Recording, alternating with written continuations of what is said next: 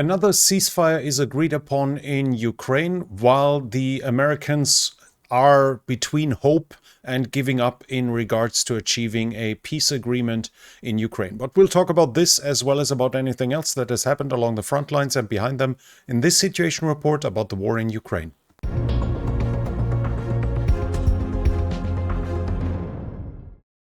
The Russians have once again struck the Ukrainians with drones. The latest attacks that I found were an attack with 114 drones. 97 of those were intercepted. That means 15% made it through. In the other attack, 149 were used, 124 were intercepted, 17% made it through. So a little less than the 20% we recently had, but still a sizable number of drones made it through.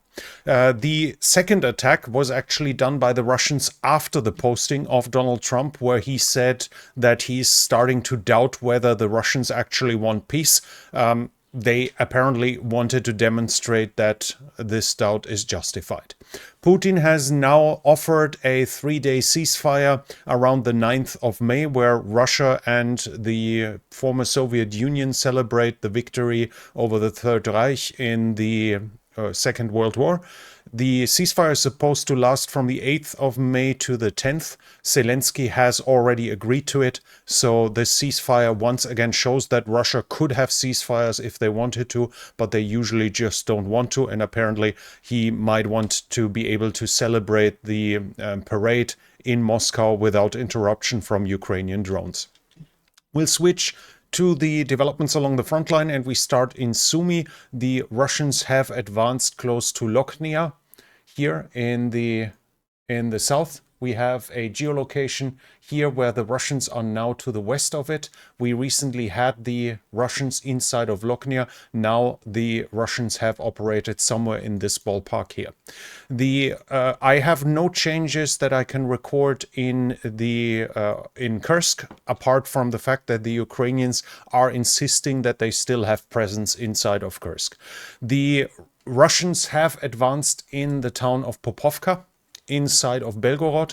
We have them in the western part, and the geolocation shows a Russian soldier waving the flag and carrying one, indicating that he's not immediately threatened by the Ukrainians, which would then obviously mean that they are out of sight, out of line of sight, which should indicate that Popovka is retaken by the Russians.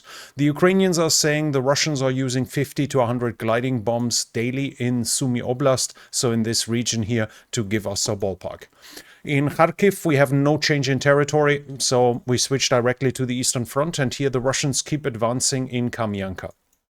Have geolocations of this. First this one, and then a fresher one shows us the Russians in the northern part. Now the northern part would indicate that they are in the process of taking it, but the source just shows drone hits on Russian positions, also on positions like, for instance, cellars, which would indicate that the Russians have gained permanent control and managed to gain a foothold in this area. So it's possible that Kamyanka is lost to the Ukrainians, but I would not sign off on it just yet.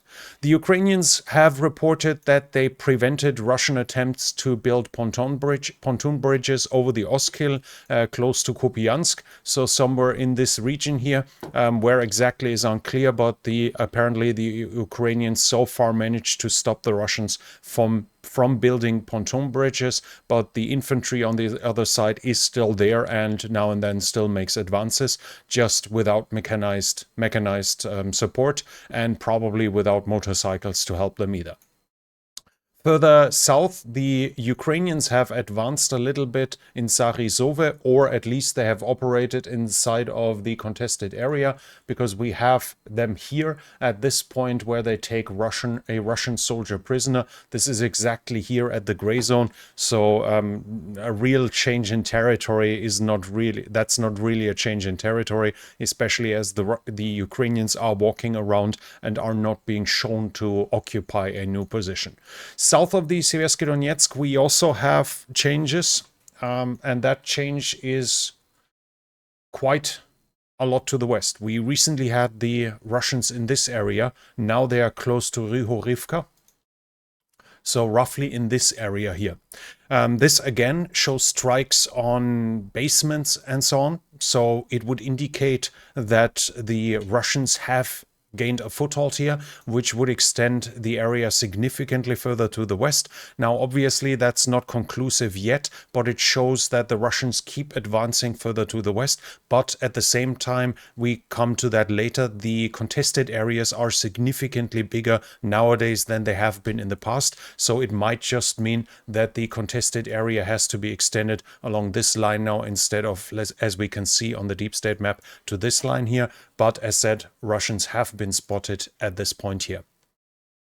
Further south, I have no change that I can record. We go to the Toretsk area, and here the Russians keep advancing in this area at the middle of the three lakes here.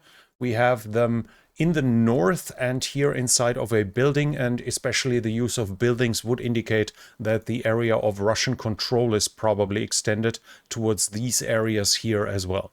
The Russians also tried to reach Shcherbinivka from the north here.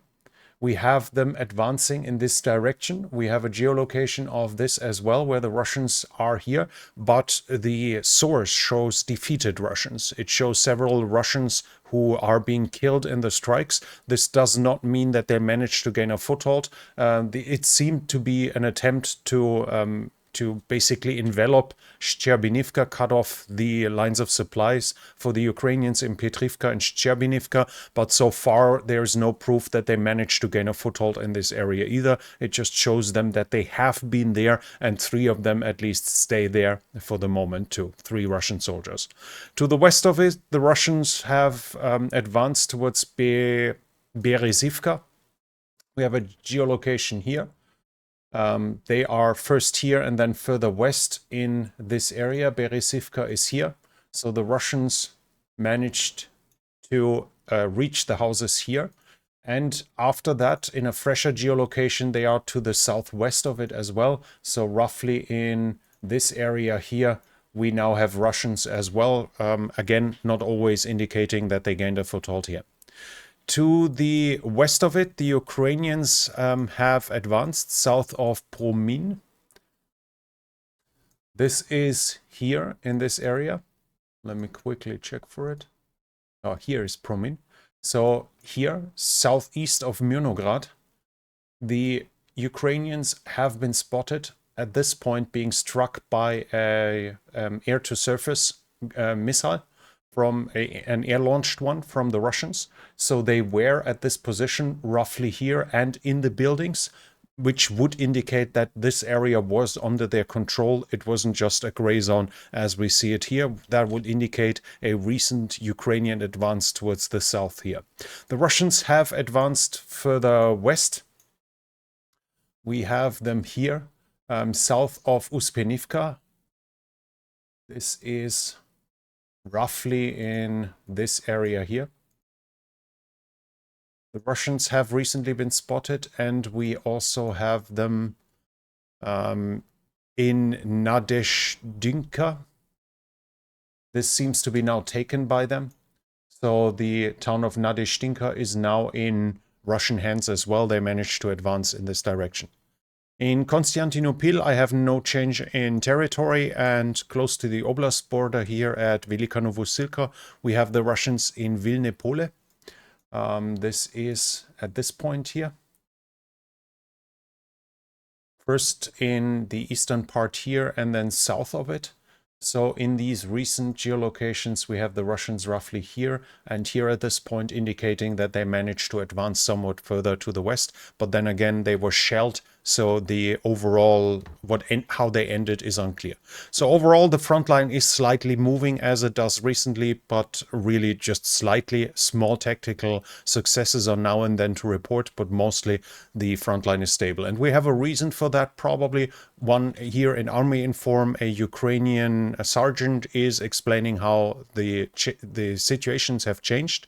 The gray zone, so the contested area between the two sides, between the two front lines, is massively bigger than it was in the past. He says in 2024 it was 500 to 2 kilometers. Basically, we could summarize it: the distance between the two trenches from the one side to the other was at times 500 meters, at times 2 kilometers. He says now it's 5 to 6 kilometers. In some areas it's 7 kilometers. This is actually in accordance to a lot of things we have seen, and it explains a lot of them. When we see, for instance, here in Shcherbinivka, Petrivka and Leonidivka, we now and then see Russian presence, but at the same time they never take it. And the Ukrainians then operate in there, then the Russians operate in there. The area is so under control of the enemy's drones that a permanent foothold is impossible. And the same is probably in this area, where the contested area has been extended significantly to the west, but without necessarily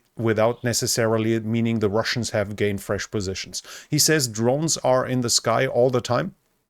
The Russians are copying the Ukrainian successful tactics. They start to use drones to lay mines and to shoot down enemy drones.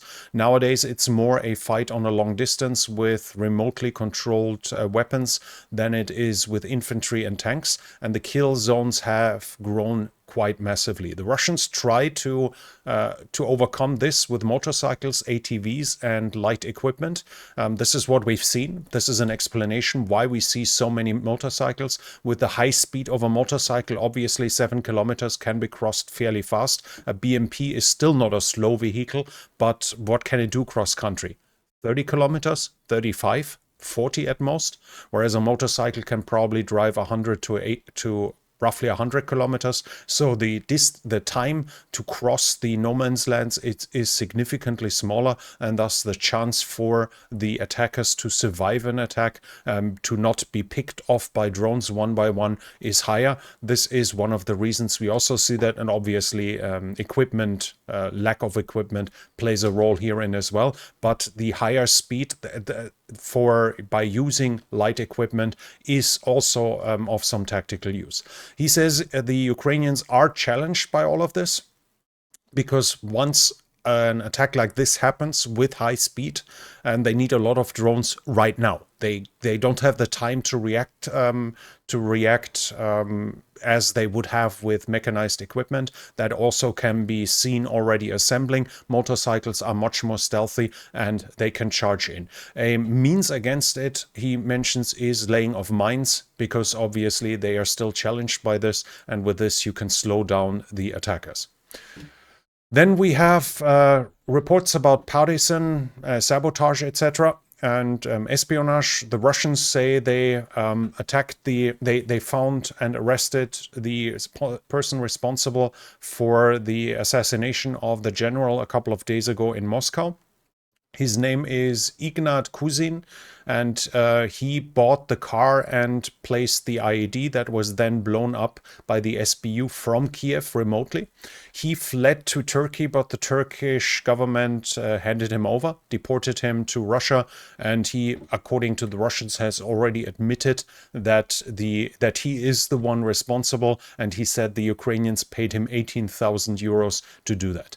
The Russians also lost a designer, the designer for their modern electronic warfare system that is helping against airborne radars, for instance, one of their most modern systems. He was blown up in a attack by here we have it. He was blown up in an attack by his car. He was killed with this, and likely, obviously, the reason for that might be that the Ukrainians placed the bomb there. This is just assumption, but in the context, it kind of makes sense. Then right now, big parts of Western Europe are without electricity, as Spain, France, and Portugal are mostly hit.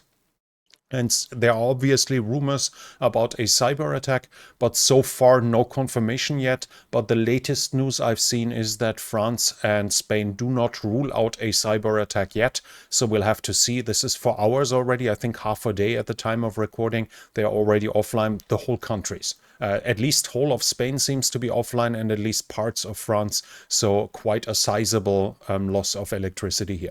Then we have North Korea and Russia both confirming that North Korean soldiers have fought in Kursk. So now we have what we knew for half a year already, which interestingly enough, supporters of Russia denied at the beginning all the time. I don't even know why, but they did.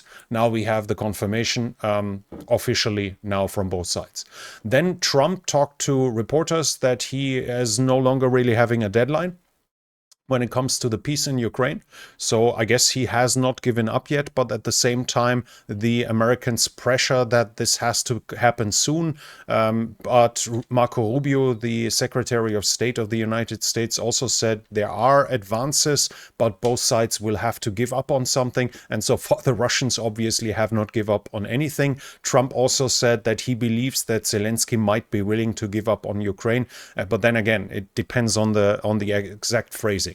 To accept that the Russians will keep occupying Ukraine, if we are perfectly honest, I don't think he has a choice. It's unrealistic to believe that Ukraine will receive back the Crimea in negotiations now, and it's unrealistic that in time they will be able to reconquer it. But it's a vast difference to accept the actual state of affairs right now, or to officially hand over Ukraine, hand over the Crimean Peninsula, to accept the de jure annexation of Russia and relinquish all claims to the Crimean Peninsula. Those are vast differences, and obviously what of the two Zelensky seems to be willing to is quite important.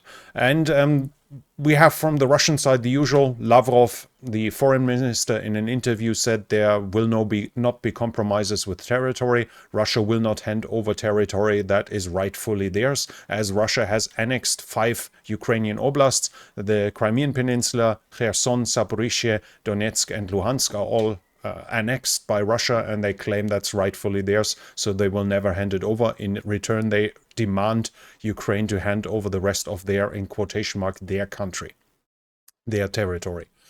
He also said handing over of the Sabotage nuclear power plant won't happen because it's well run by Russia, so there's no need for the Americans to get involved there anyways. So all of this is continuing while the Russian president has just announced another ceasefire, showing that he's capable of, but usually just not willing to. But that was it already from the situation report. If you enjoyed it, please give it a thumbs up. It helps with the algorithm. If you're new here, I would like to invite you to subscribe to the channel and hit the bell icon. Leave a comment if you have anything to add. And this channel is only possible because of the support of viewers like you. If you like to support the channel, you can do so by the means in the description. But that's it from me for now. Thank you for watching, and I'll be back.